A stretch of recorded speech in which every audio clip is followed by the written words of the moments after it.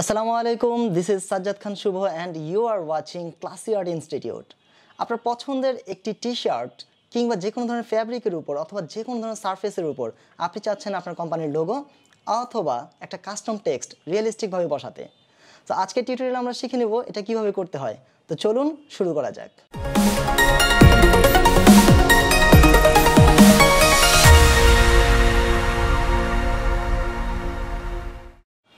ওকে, so ফেব্রিকের মধ্যে কোনো টেক্সট অথবা লোগোকে প্লেস করার জন্য সর্বপ্রথম আমাদের যেটা করতে হবে একটা ফেব্রিককে সিলেক্ট করে নিতে হবে। সো আমি আগে থেকে একটা ফেব্রিককে সিলেক্ট করে রেখেছি। আপনারা চলে যাবেন হচ্ছে ফটোশপে ফাইল থেকে ওপেন অথবা যেটা শর্টকাট হচ্ছে কন্ট্রোল ও।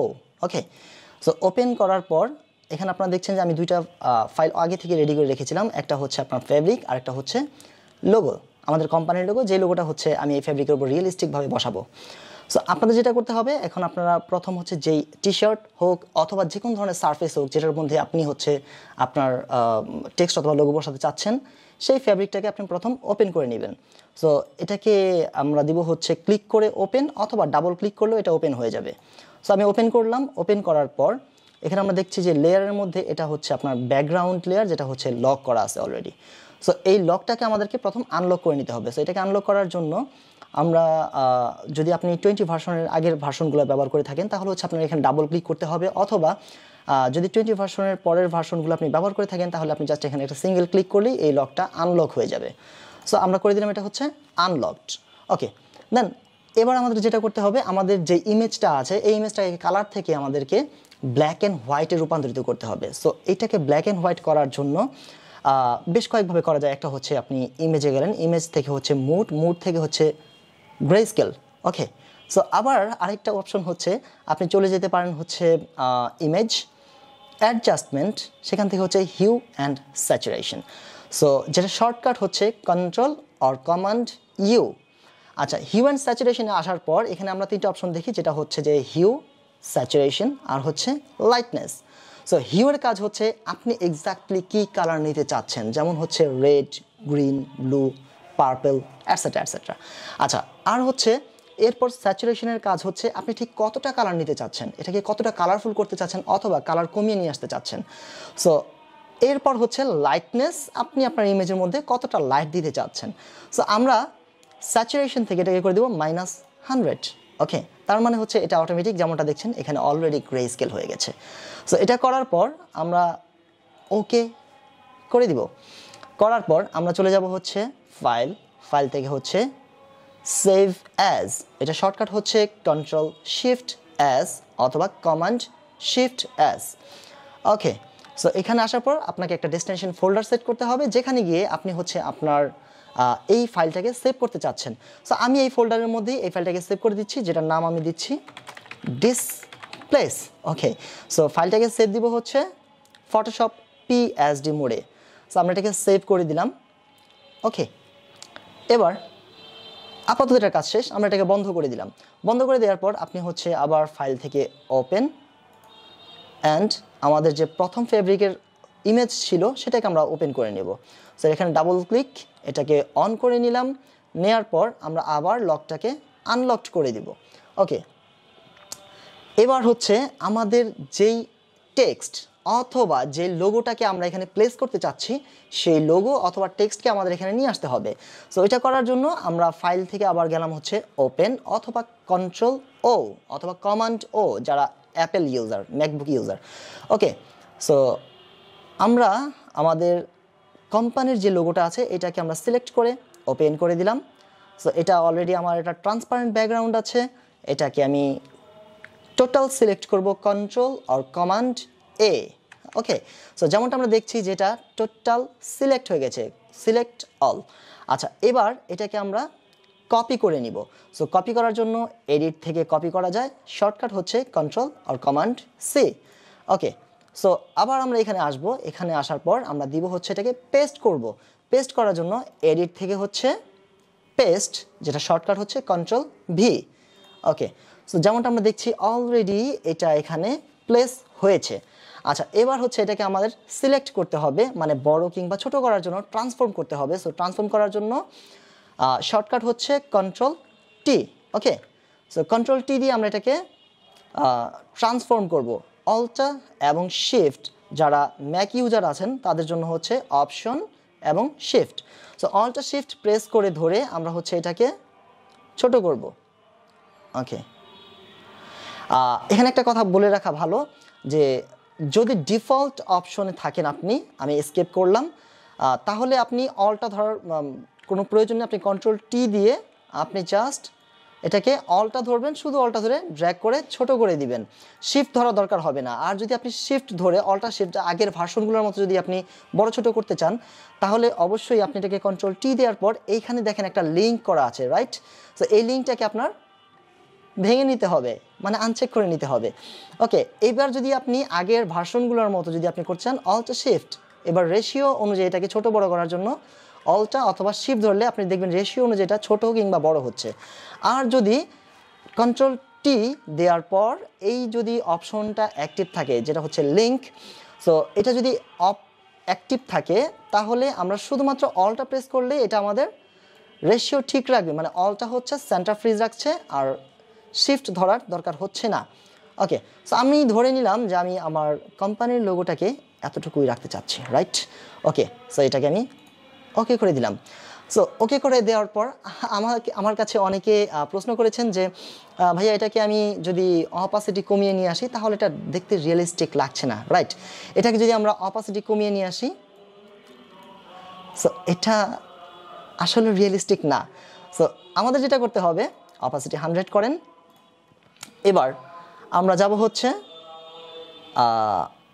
ফিল্টার ওকে ফিল্টার থেকে হচ্ছে ডিসর্ট এবং এটা থেকে যাব হচ্ছে displace okay so displace select করে দেওয়ার পর এখানে ডিফল্ট বাই থাকবে 10/10 হরিজন্টালি 10 আর ভার্টিক্যালি হচ্ছে 10 সো আপনি ডিফল্ট বাই দেখতে পারেন এটা ডিপেন্ড করে আপনার ইমেজের সাইজের উপর সো সব ধরনের ইমেজ তো আর সেম সাইজের হয় না আমরা হচ্ছে এটাকে 10/10 দিয়ে প্রথম অ্যাপ্লাই করে দেখতে পারি যেটা কেমন লাগে দেখতে ওকে সো এটা 10/10 দেওয়ার পর ডিসপ্লেসমেন্ট ম্যাপ এখানে আমরা রাখবো হচ্ছে উপরের অপশনটা যে স্ট্রেস টু ফিট আর নিচেটাতে রাখবো হচ্ছে repeat edge pixels okay so দেওয়ার পর আমরা ওকে করে দিব দেখেন ওকে করে দেওয়ার পর আমার কাছে একটা ডায়লগ বক্স ওপেন হয়েছে সো ওপেন হওয়ার পর আমাদের যে ডিসপ্লেস নামে একটা ফাইল আমরা সেভ করেছিলাম পিএসডি মোডে সেটাকে আমাদের সিলেক্ট করে দিয়ে ওপেন করে দিতে হবে ওকে সো একটু যদি আমি জুম করে আপনাদেরকে দেখাই যেমনটা দেখছেন যে এখানে একটা ভাঁজ আছে এখানে একটা ভাঁজ আছে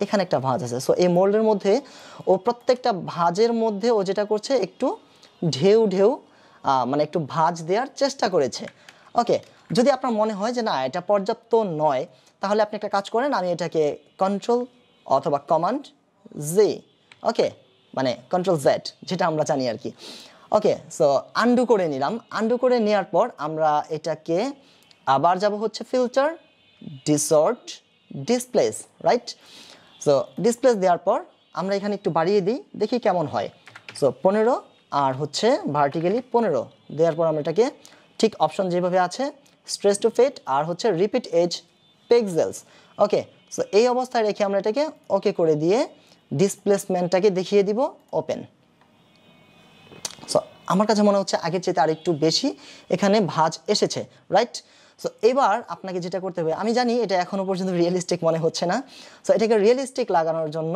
আমাদের যেটা করতে হবে এবার জাস্ট সিম্পলি এখানে এই যে আমাদের লোগো লেয়ার সো আমি এটাকে নাম দিয়ে দিলাম এটার নাম হচ্ছে লোগো ওকে আর এটা হচ্ছে আমাদের ফ্যাব্রিক ওকে সো লোগোর যে লেয়ারটা আছে এখানে গিয়ে আপনি যেটা ডাবল ক্লিক করবেন ওকে ডাবল ক্লিক আচ্ছা আপনার কাছে লেয়ার স্টাইলের একটা ডায়লগ বক্স ওপেন হয়ে যাবে সো ওপেন হওয়ার পর এটাকে নিচে যে আন্ডার লেইং লেয়ার যেটা আছে এখান থেকে ব্ল্যাক সাইড থেকে আমরা হালকা একটু এটাকে ড্র্যাগ করব ওকে যতটা ড্র্যাগ করলে এটাকে দেখবেন যে এখানে একটু ব্ল্যাকের টাচ আসছে ওকে সো জাস্ট এতটুকু আই থিঙ্ক এনাফ এবার আপনি এটাকে অল্টা প্রেস করেন আর যদি ম্যাক ইউজার হয়ে থাকেন তাহলে হচ্ছে অপশন ওকে সো অল্টা ক্লিক করে এখানে জাস্ট একটা ক্লিক করেন দেখবেন এটার মাঝখানে একটা স্প্লিট হয়েছে হ্যাঁ সো এবার এই পাশের যে পার্টটা আছে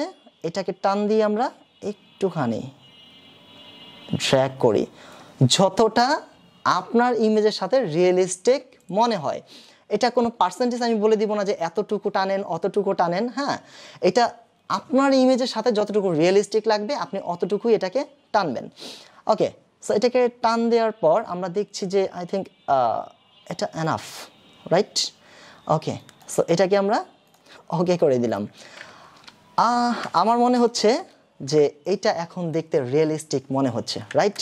সো এটাকে আমরা চাইলে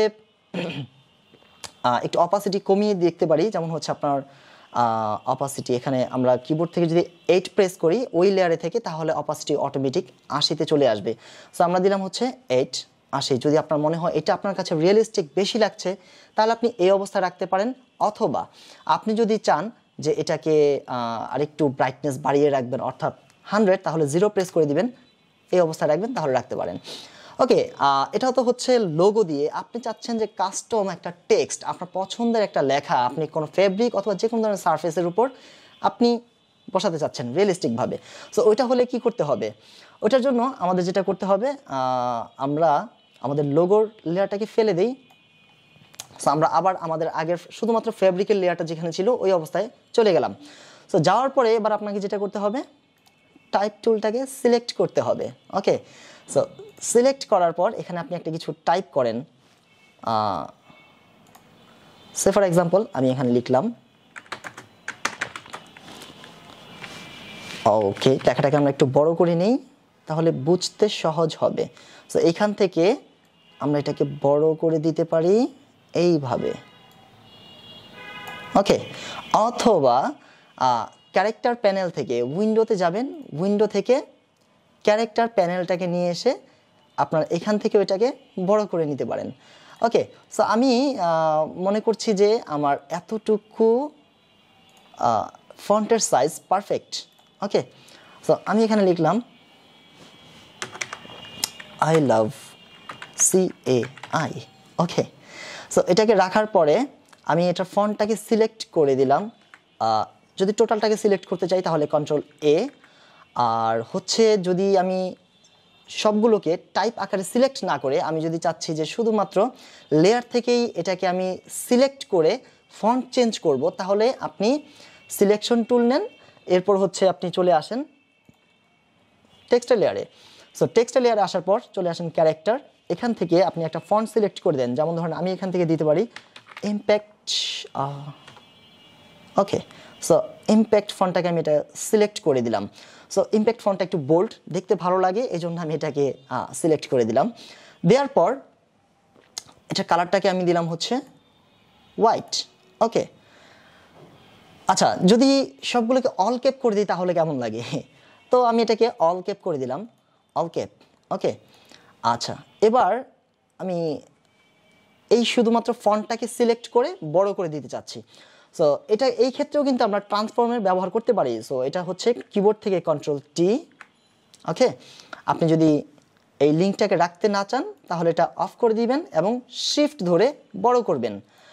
আর যদি আপনি লিঙ্ক রাখেন তাহলে শিফট ধরার দরকার নেই, আপনি জাস্ট ড্র্যাগ করলে এটা রেশিও ঠিক রাখবে।